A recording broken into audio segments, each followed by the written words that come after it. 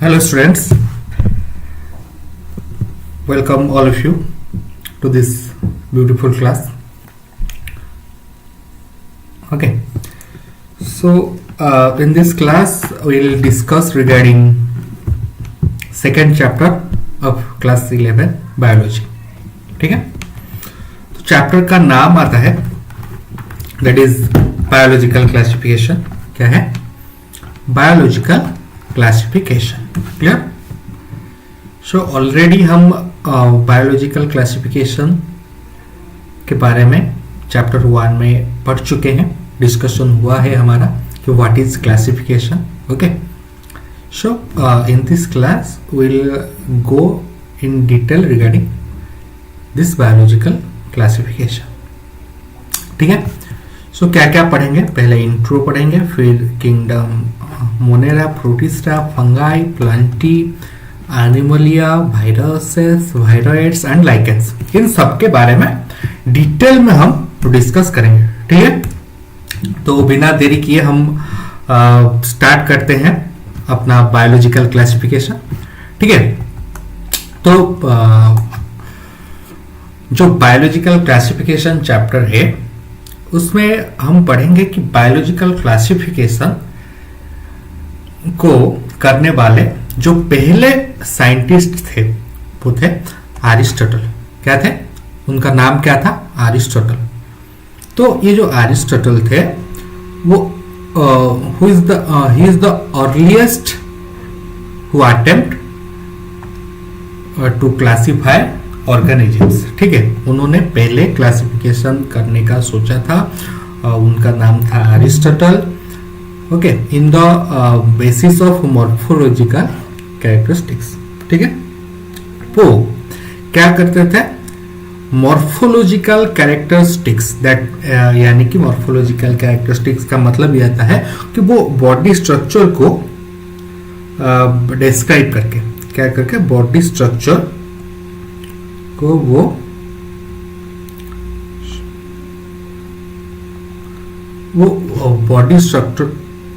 Body structure को देख के, बॉडी स्ट्रक्चर को बेस लेके उन्होंने क्लासिफिकेशन किया था.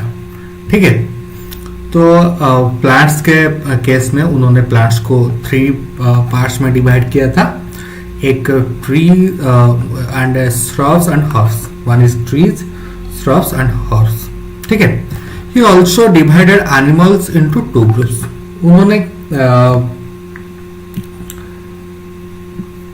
उन्होंने क्या किया था कि वो एनिमल्स को 2 ग्रुप्स में डिवाइड किया था. ठीक है, एनिमल्स को 2 पार्ट्स में उन लोगों ने कह दिया. एक्चुअली थोड़ा यहाँ पर टेक्स्ट आया था, एक इम्पोर्टेंट टेक्स्ट था, तो थोड़ा. ठीक है, let's continue. He also divided animals into 2 groups, those which have red blood and those who don't have. जिनका रेड ब्लड था उन्होंने उसको एक पार्ट में, और जिनका रेड ब्लड, जिन ऑर्गेनिजम्स में रेड ब्लड नहीं था, जिन एनिमल्स में, उन्हें दूसरे पार्ट में रखा था.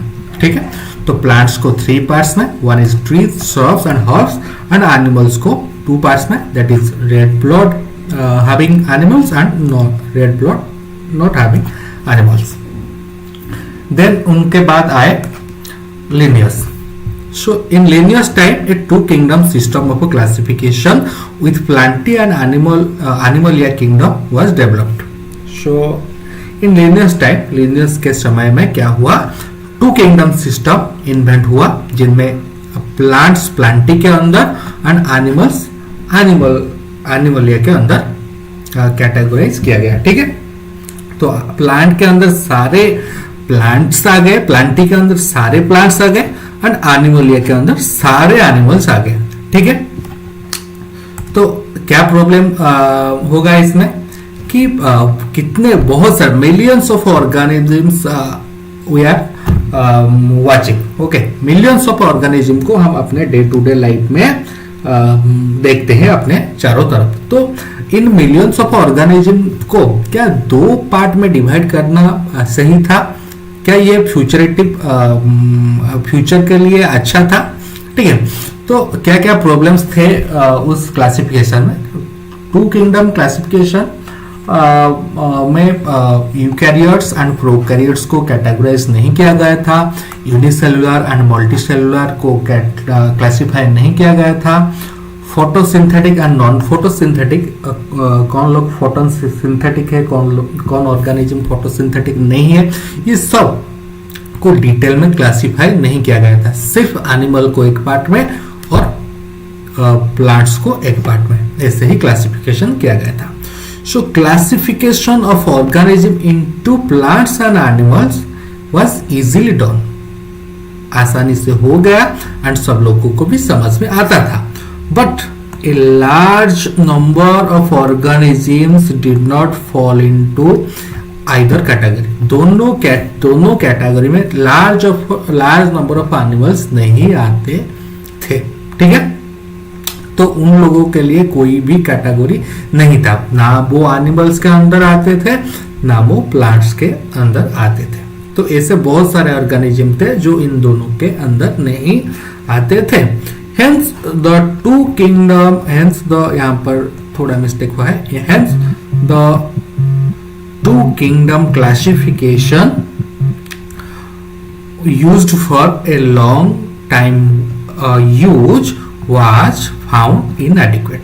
तो इसे हम लॉन्ग टर्म यूज के लिए, or two kingdom classification used for a long time was found inadequate.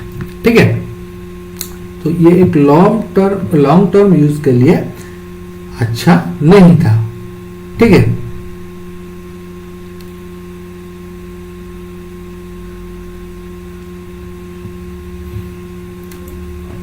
so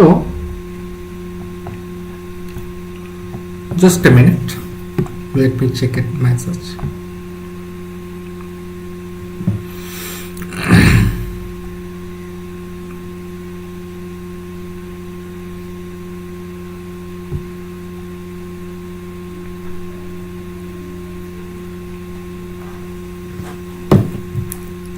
ठीक है, सो ये एक लॉन्ग टर्म यूज के लिए जस्टिफाइड नहीं था, तो इसीलिए बहुत सारे अटेम्प्ट हुए क्लासिफिकेशन के लिए। फाइनली हम लोगों को 5 किंगडम क्लासिफिकेशन मिला। ठीक है, सो इस 5 किंगडम क्लासिफिकेशन को डिस्कवर करने वाले थे आर.एच. व्हिटेकर। उनका नाम क्या था? आर.एच. व्हिटेकर। सो उन्होंने इसे 1969 को डिस्कवर किया था। So he proposed a 5 kingdom classification. R.H. Whitaker proposed a 5 kingdom classification. Who proposed? R.H. Whitaker proposed 5 kingdom classification. Is it clear? Who proposed? R.H. Whitaker. ठीक है? So the kingdom defined by him were named. सो वो जो 5 kingdom classification describe किए उनमें एक kingdom का नाम था मोनेरा, दूसरा प्रोटिस्टा, फिर फंगाई, फिर प्लांटी एंड एनिमोलिया। ऐसे करके वो 5 किंगडम वाले क्लासिफिकेशन को डिस्कवर किए, जिनमें एक मोनेरा, दूसरा प्रोटिस्टा, तीसरा फंगाई, प्लांटी एंड एनिमोलिया, ये 5 किंगडम्स आते हैं। ठीक है, इन 5 किंगडम को हमें याद करना है और बाकी कुछ मैं नोटिस आप लोगों के साथ शेयर कर देता हूँ। आप लोग हमारा एक मोबाइल एप्लीकेशन है जिसमें आप लोगों को सारा नोट्स मिल जाएगा। आप लोगों को जाके गूगल प्ले स्टोर से अपना एप्लीकेशन उत्कल क्लासेस के नाम से है, उसे डाउनलोड करना होगा। ठीक है, उस एप्लीकेशन में आप लोगों को ये नोट मिल जाएगा, वहां से आप डाउनलोड कर सकते हैं एंड विदाउट एड आप क्लास ले सकते हैं। ठीक है, okay. So the main criteria for a classification used by him, तो वो जो क्लासिफिकेशन किए थे, ठीक है, वो किस किस चीज पर बेसिस करके ये क्लासिफिकेशन किए थे, ठीक है। सो सेल का जो स्ट्रक्चर होता है उसे ऑब्जर्व किया था, फिर थैलस ऑर्गेनाइजेशन, फिर मोड ऑफ न्यूट्रिशन, किस मोड पर न्यूट्रिशन करता है एक ऑर्गेनिज्म, फिर क्या उसका रिप्रोडक्शन प्रोसीजर क्या है, ओके, एंड उसका फाइलोजेनेटिक रिलेशनशिप, इन सबको वो बेस करके उन्होंने 5 किंगडम क्लासिफिकेशन को डिस्क्राइब किया था। सो यहाँ पर हमारे पास एक टेबल है, how organisms are evolved. So character of the 5 kingdoms, ठीक है, Monera, Protista, Fungi, Plantae and Animalia, ठीक है।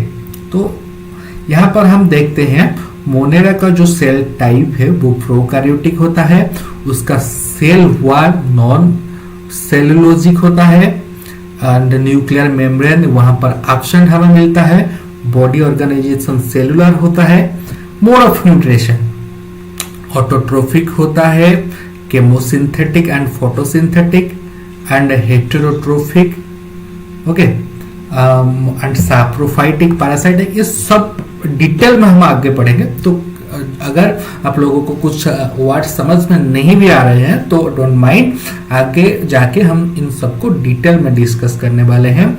जैसे कि यहाँ पर दिया गया है प्रोटिस्टा का कैरेक्टरिस्टिक्स क्या था, फंगाई का, प्लांटी का, एनिमोलिया का, ये सब चीज आप इस टेबल में पाएंगे, ठीक है। एक इम्पोर्टेंट टेबल है, ठीक है। तो इस टेबल को हम आगे जाके डिस्क्राइब करेंगे जब हम डिटेल में मोनेरा किंगडम के बारे में पढ़ेंगे, प्रोटिस्टा के बारे में पढ़ेंगे, फंगाई के, प्लांटी, इन सब के बारे में जब डिटेल में पढ़ेंगे तो हम कंप्लीटली डिस्कस करेंगे। So let's start the first kingdom of R H. Whittaker, R H. Whittaker's 5 kingdom classification. So 5 kingdom classification का जो पहला किंगडम हमारा आता है दैट इज किंगडम मोनेरा। क्या आता है? Kingdom Monera. तो इस किंगडम मोनेरा के बारे में अब हम डिटेल में पढ़ने जा रहे हैं, ठीक है। तो बच्चों, यहाँ पर bacteria are the sole member of the kingdom Monera. जो बैक्टीरिया है that is a sole member, single member, sole means sole member माने it is the member of the kingdom Monera, ठीक है। तो मोनेरा के अंदर बैक्टीरिया सोल मेंबर है, bacteria ही एक मेंबर है मोनेरा पर, ठीक है। सो बैक्टीरिया का जो भी कैरेक्टरिस्टिक्स होगा वो मोनेरा का कैरेक्टरिस्टिक्स होगा, ठीक है। They are most abundant organisms, bacteria occur almost everywhere, okay, and हम कहेंगे तो bacteria occurs almost everywhere. Bacteria को हम सब जगह पर, बैक्टीरिया हमें सब जगह पर देखने को मिल जाता है, ठीक है।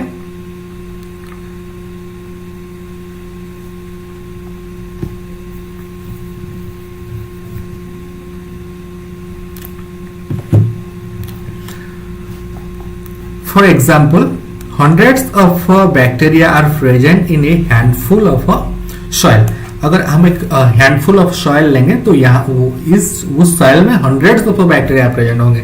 हमारे बॉडी पर भी बैक्टीरिया प्रेजेंट होंगे, हम जिस टेबल पर बैठ के पढ़ रहे होंगे वहां पर भी बैक्टीरिया प्रेजेंट होंगे। तो bacteria is the most abundant organism, okay, वो एक मोस्ट अबाउंडेंट ऑर्गेनिज्म है जो कि हमें सब जगह पर देखने को मिल जाता है, clear. Then they also live in extreme habitats. वो जिस जगह पर रहना भी इम्पॉसिबल है वहां देखने को भी मिलता है, जैसे कि हॉट स्प्रिंग पे हमें देखने को मिलता है, डेजर्ट एरिया में भी हमें देखने को मिलता है, स्नो एंड डीप ओशंस पे भी हमें बैक्टीरियाज मोनेरास देखने को मिल जाएंगे, ठीक है।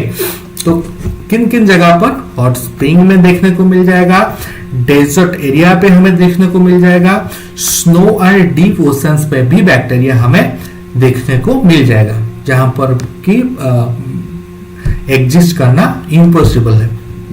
So many of them live in और on organism are parasite. Parasite के तौर पर बहुत सारे बैक्टीरिया ऑर्गेनिजम्स के अंदर भी पाए जाते हैं। कहां पर पाए जाते हैं? एज ए पैरासाइट वो बैक्टीरिया हमें ऑर्गेनिज्म के अंदर भी मिलते हैं। ठीक है। So some of the bacteria are autotrophic. कुछ बैक्टीरिया का न्यूट्रिशन के बारे में बात करें तो some are autotrophic that they synthesize their own food from inorganic substances. क्या है कि वो जो कुछ बैक्टीरिया ऑटोट्रोफिक्स होंगे वो अपना फूड अपने आप क्या करते हैं, प्रोड्यूस करते हैं, अपने आप मेकिंग करते हैं अपना फूड। ठीक है। थोड़ा हिंदी में प्रॉब्लम आएगा क्योंकि मैं उड़ीसा से बिलोंग करता हूँ। ठीक है। तो इसे आप सबको इग्नोर करना है, हमें पढ़ाई पर कंसंट्रेट करना है। ठीक है।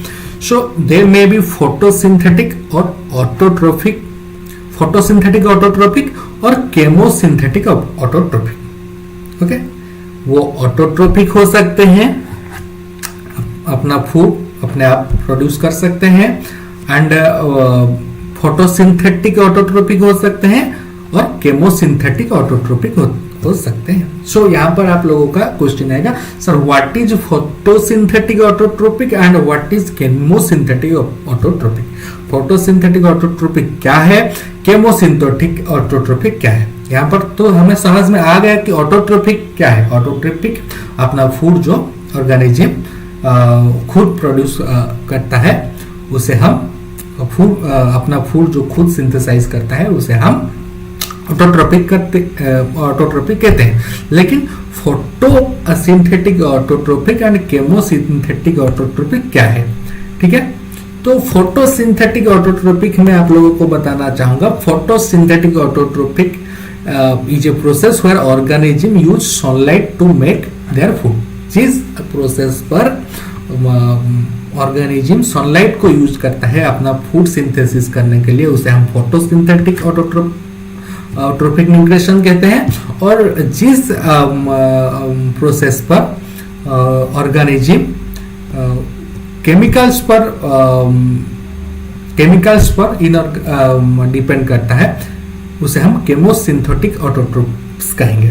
So chemosynthetic autotrophs are organisms that produce their own food by using chemical energy. ठीक है। केमिकल एनर्जी को यूज करके अपना फूड सिंथेसिस करते होंगे उन ऑर्गेनिजम्स को हम केमोसिंथेटिक ऑटोट्रोपिक ऑर्गेनिज्म कहेंगे। उनका मोड ऑफ न्यूट्रिशन को हम chemosynthetic autotrophic mode of nutrition कहेंगे। Is it clear. सनलाइट को यूज करके जो फूड सिंथेसिस करते हैं वो फोटोसिंथेटिक ऑटोट्रोपिक ऑर्गेनिज्म, एंड जो केमिकल एनर्जी को यूज करते हैं that is chemosynthetic autotrophic organism. Is it clear. Okay. So यहाँ पर इनऑर्गेनिक सब्सटेंस भी एक इम्पोर्टेंट वर्ड है जो हम पढ़ रहे थे प्रीवियस स्लाइड में। So what is inorganic substances. Inorganic substances are chemicals that they do not contain carbon. They are usually simpler molecules derived from non-living components. Non-living components से जो molecules आते हैं, okay, उसे हम inorganic compounds कहते हैं. So next point, the vast majority of the bacteria are heterotrophs. अगर कहें तो vast majority of bacteria are heterotrophs. क्या होते हैं? vast majority of bacteria heterotrophs होते हैं. That is they do not synthesize their own food. वो अपना food process नहीं करते हैं, synthesis नहीं करते हैं. Okay, but depend on other organisms. वो other organisms पर depend करते हैं on dead organic matter for food. और वो डेड ऑर्गेनिक मैटर पर भी डिपेंड करते हैं फूड के लिए. So that's why they are heterotrophic. So most of the bacteria are heterotrophic. Okay, इसे हमें याद रखना है. Most of the bacteria are heterotrophic. Okay, so next move to the next slide. यहाँ पर हम पढ़ेंगे types of bacteria. Bacteria are grouped under 4 categories. Bacteria को हम लोगों ने 4 कैटेगरीज में डिवाइड किया है। कितने कैटेगरीज में? 4 कैटेगरीज। बैक्टीरिया को 4 कैटेगरी में डिवाइड किया गया है। One is spherical coccus, that is कोकी। then the rod shaped bacillus, that is called bacilli, and the comma shaped vibrio, that is vibrio, and the spirillum, that is spirilla। so हमें याद रखना है कोकी, bacilli, vibrio, spirilla. कोकी, bacilli, vibrio, spirilla. Okay, these are grouped under 4 categories. Bacteria are grouped under 4 categories based on their shape. उनके shape और size को base करके उन्हें 4 कैटेगरी में डिवाइड किया गया है। Spherical, that means spherical means circular कोकी, and rod shaped bacilli, comma shaped vibrio, and spirillum. Okay, spirillum and that is called spirilla। okay, so यहाँ पर उनका स्ट्रक्चर दिया गया है। here is the structure of a cookie and spore, that is cookie and that is bacilli। so उसका जो एक head ऐसा जो पार्ट होता है उसे हम स्पोर कहते हैं, and that is spirilla। okay, यहाँ पर फ्लैजेलम पाए जाते हैं स्पाइरिला में। Then vibrio. So bacteria of different shapes of bacteria यहाँ पर हम लोगों ने डिस्क्राइब कर लिया है। आई होप आप सबका ये 4 टाइप ऑफ बैक्टीरिया का स्ट्रक्चर क्लियर हो गया होगा। Let's move to the next slide. यहाँ पर हम देखते हैं पहला बैक्टीरिया जिसे हमें डिस्क्राइब करना है, that is archaebacteria. What is the name? Archaebacteria. क्या है? आर्चीबैक्टीरिया। So आर्चीबैक्टीरिया क्या है?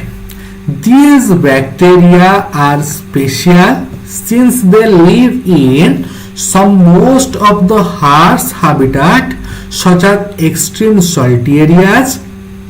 Okay, these bacteria are special. Why these bacteria are special? Because these bacteria lives in most harsh habitats such as extreme salty areas, that is called halophiles।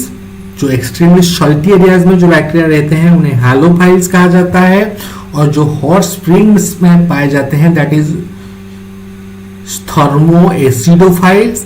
And तो Marcy areas पर जो bacteria पाए जाते हैं this are methanogens. Okay, सो याद रखना है salty areas पर जो बैक्टीरिया पाए जाते हैं उन्हें हालोफाइल्स कहते हैं।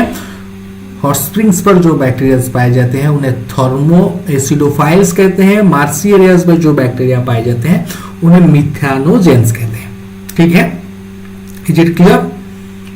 सो next point is archaebacteria differ from other bacteria.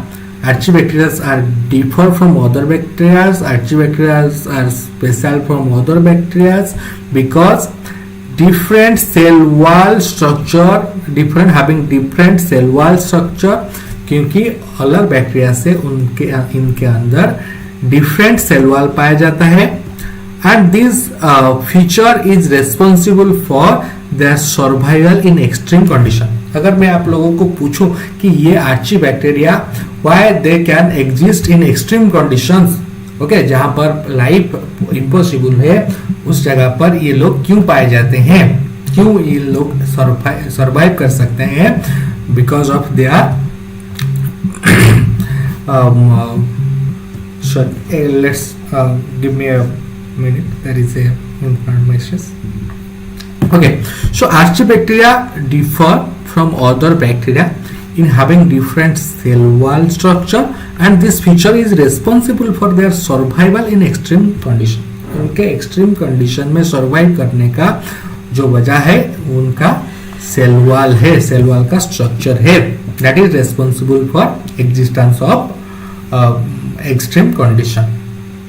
ठीक है, सो नेक्स्ट इज मिथानोजेंस। यहाँ पर थोड़ा स्पेलिंग मिस्टेक हुआ है, methanogens.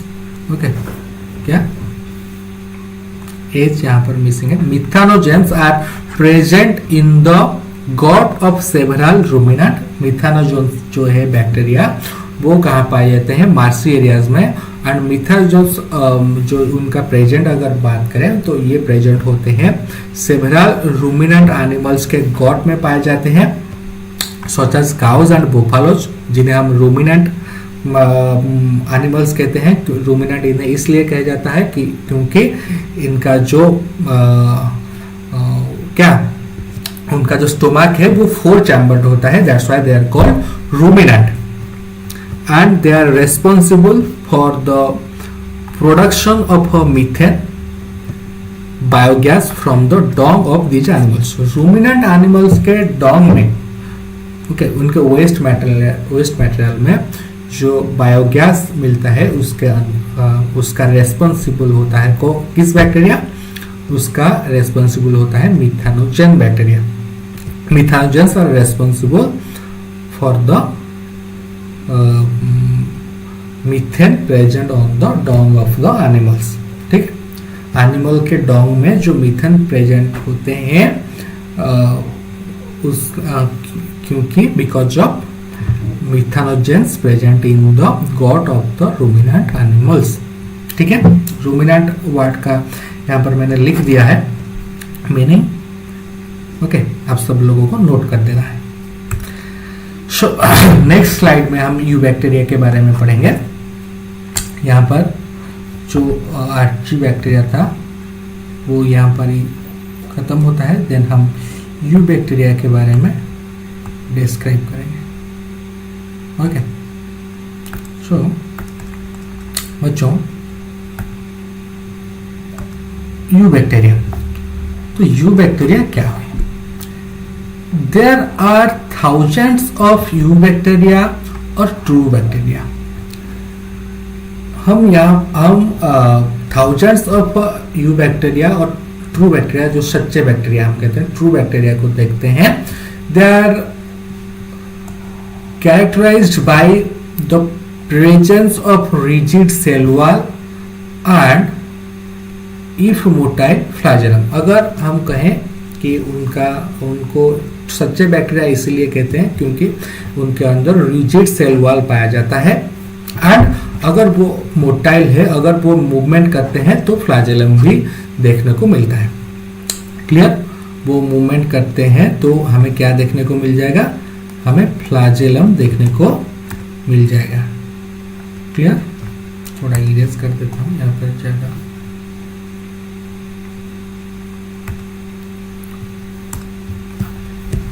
So the cyanobacteria also referred as a blue-green algae. Cyanobacteria is also referred as a blue-green algae. Cyanobacteria को हम blue-green algae भी कहते हैं। They have chlorophyll as similar to green plants. जैसे green plant में chlorophyll पाया जाता है, सियानोबैक्टीरिया में भी क्लोरोफिल देखने को मिलता है। And are photosynthetic autotrophs. Okay, they are photosynthetic autotrophs. ठीक है, वो उनका जो मोड ऑफ न्यूट्रिशन है वो ऑटोट्रोपिक मोड ऑफ न्यूट्रिशन है, and autotrophic mode of nutrition is photosynthetic. That means they produce their own food from the sunlight, that's why they are photosynthetic autotrophs. Is it clear? So the cyanobacteria are unicellular, colonial और filamentous, marine और terrestrial. बच्चों यहाँ पर एक example figure 2.2 में हम देखेंगे सियानोबैक्टीरिया का।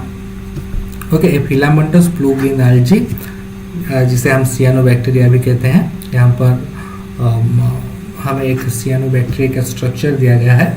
ठीक है, तो क्या होता है बच्चों, the cyanobacteria are unicellular. Cyanobacteria unicellular होते हैं, कॉलोनियल और फिलामेंटस। कॉलोनियल हो सकते हैं, फिलामेंटस भी हो सकते हैं।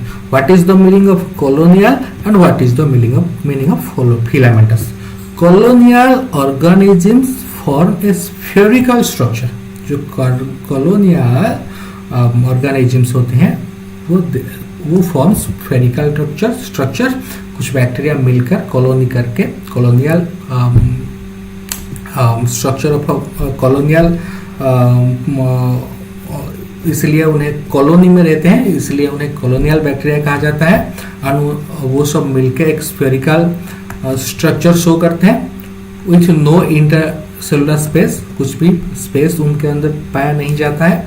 While filamentous organism have a linear arrangement of cells, जैसे कि यहाँ पर हम देखते हैं।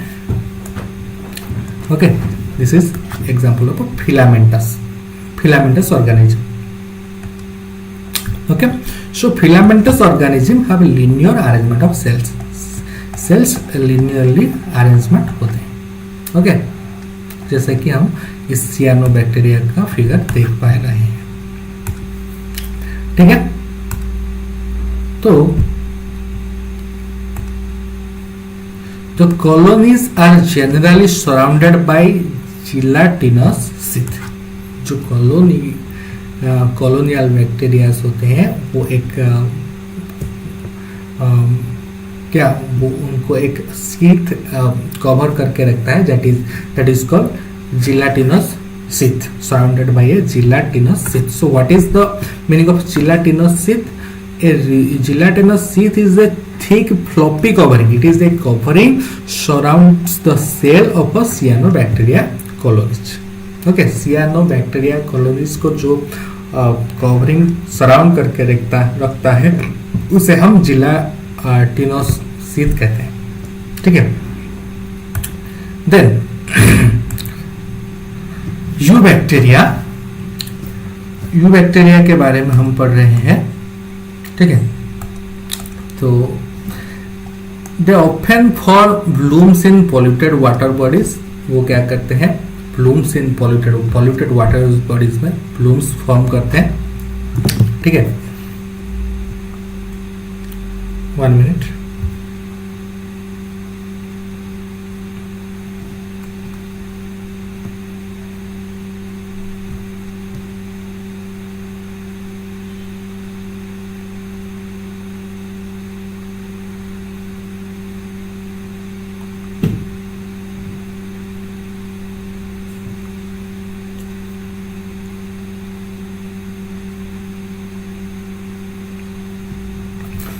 So they form blooms in polluted water bodies.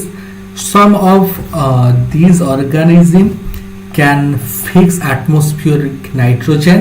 Okay, some of these organisms, eubacteria के कुछ organisms क्या करते हैं? Can fix atmospheric nitrogen in specialized cells called heterocytes. Example, Nostoc and Anabina. Okay, Nostoc and Anabina. ठीक है, so chemosynthetic autotrophic bacteria, okay, जो bacteria autotrophic होते हैं by chemicals. Okay, chemical energy को यूज करके जो अपना फूड सिंथेसिस करते हैं उन्हें हम केमोसिंथेटिक ऑटोट्रोफिक बैक्टीरिया कहते हैं। Chemosynthetic autotrophic bacteria oxidize various inorganic substances such as nitrates, nitrites and ammonia and use the release energy for ATP production. क्या करते हैं chemosynthetic autotrophic bacteria? Oxidize various inorganic substances को oxidize करते हैं and जो release होता है released energy को वो एटीपी प्रोडक्शन के लिए यूज करते हैं। Is it clear? Now they play a great role in recycling nutrients like nitrogen, phosphorus, iron and sulphur. So they play a great role, eubacteria plays a great role in recycling nutrients like nitrogen, phosphorus, iron and sulphur. ठीक है, उसके बाद heterotrophic eubacteria के बारे में हम पढ़ेंगे। So heterotrophic eubacteria are the most abundant in nature nature में सब जगह पर हेट्रोट्रोपिक बैक्टीरियाज हमें मिल जाएंगे। The majority are important decomposers, जैसे कि हम लोगों ने पढ़ा था कि most of the bacterias are heterotrophs, so they can easily available everywhere. So the majority are important decomposers. वो majority of bacteria are decomposers. Okay, clear? They are helpful in making curd from milk. कुछ bacteria, heterotrophic bacteria, heterotrophic eubacteria milk से curd बनाने में हमें help करते हैं। Production of antibiotics भी कुछ बैक्टीरिया से किया जाता है। फिक्सिंग इन legume roots, okay, legume roots में वो फिक्सेशन का काम करते हैं। जैसे लिग्यूम रूट हमारा ग्रीन मटर हो गया, ठीक है, बीन्स हो गया, सो उन्हें हम लिग्यूम रूट्स कहते हैं, उनके रूट्स को हम लिग्यूम रूट्स कहते हैं। तो उनके रूट में वो फिक्सेशन का काम करते हैं। सम आर पाथोजेंस, कुछ पाथोजेंस भी होते हैं। Causing damages to human beings, crops from crops,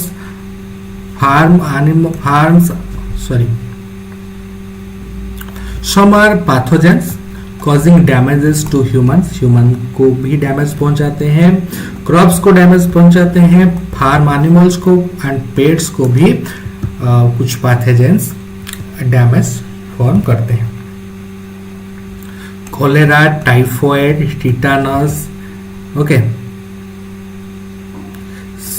citrus canker are well known diseases caused by bacteria. Okay, these are well known diseases caused by bacteria. So bacteria reproduce mainly by fission. Bacteria जो होते हैं उनमें mainly fission का mode of reproduction देखने को मिल जाता है. Sometimes under unfavorable condition they produce spores. Unfavorable condition में वो spores भी form करते हैं. They also reproduce by sort of sexual reproduction. वो sexual reproduction भी show करते हैं. Okay. Of sexual reproduction by adopting primitive type of DNA transfer from one bacterium to other. Okay, वो क्या करते हैं? They also reproduce by sort of sexual reproduction by adopting primitive type of DNA transfer from one bacterium to another. Clear? तो वो mode of reproduction की बात करें तो वो sexual mode of reproduction show करते हैं.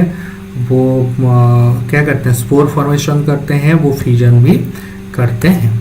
ठीक है, तो यहाँ पर एक फ्यूजन का एग्जांपल दिया गया है. डिवाइडिंग बैक्टीरिया कैसे फ्यूजन को यूज करके बैक्टीरिया अपना डिवीजन कर रहा है. यहाँ पर हम देख सकते हैं ये जो डीएनए है वो डिवाइड हो गया है, अंडर 2 बैक्टीरिया में कन्वर्ट हो गया है. ठीक है, देन यू बैक्टीरिया ही हम पढ़ रहे हैं. Eubacteria, the mycoplasma are organisms. It is another type of eubacteria. Okay, so just a minute.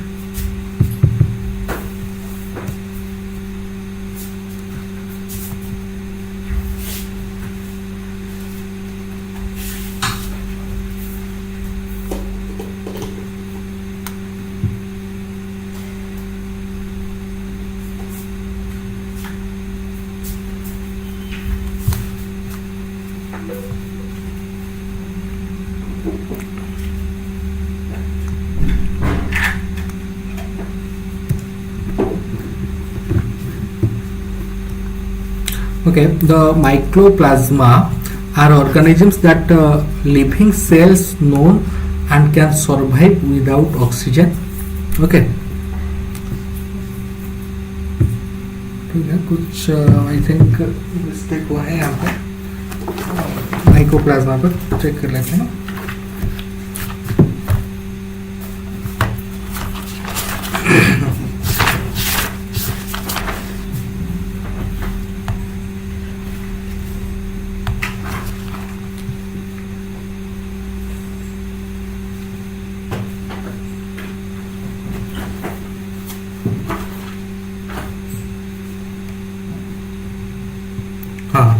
यहाँ पर थोड़ा नोट में गड़बड़ी है, ठीक है। The mycoplasma are organisms that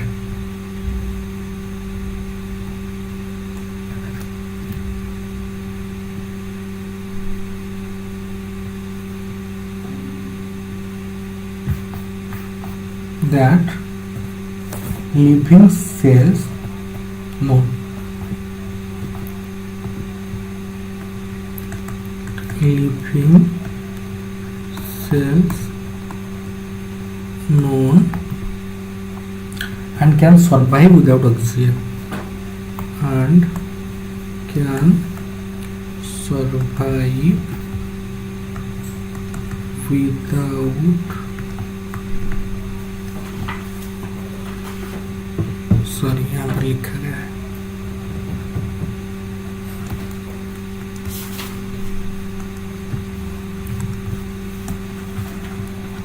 living cell known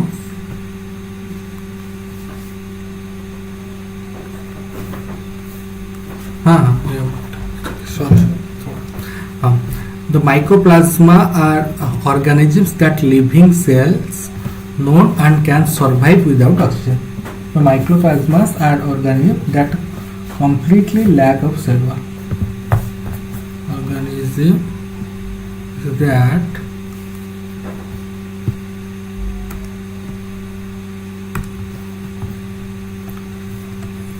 completely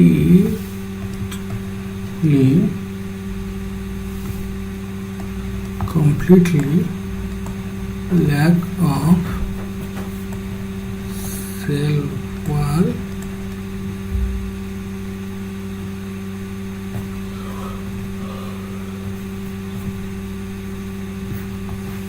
wall they are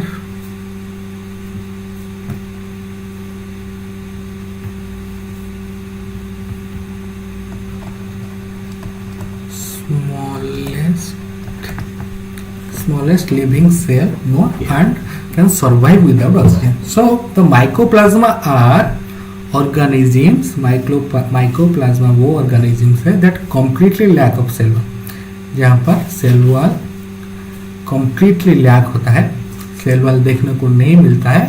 They are smallest living cells, okay, and वो क्या है, वो smallest living cells होते हैं नो, जो सबसे छोटे लिविंग सेल्स उन्हें कहा जाता है सबसे छोटा living cell. And can survive without oxygen, वो विदाउट ऑक्सीजन सर्वाइव कर सकते हैं. Many mycoplasma are pathogenic in animals and plants.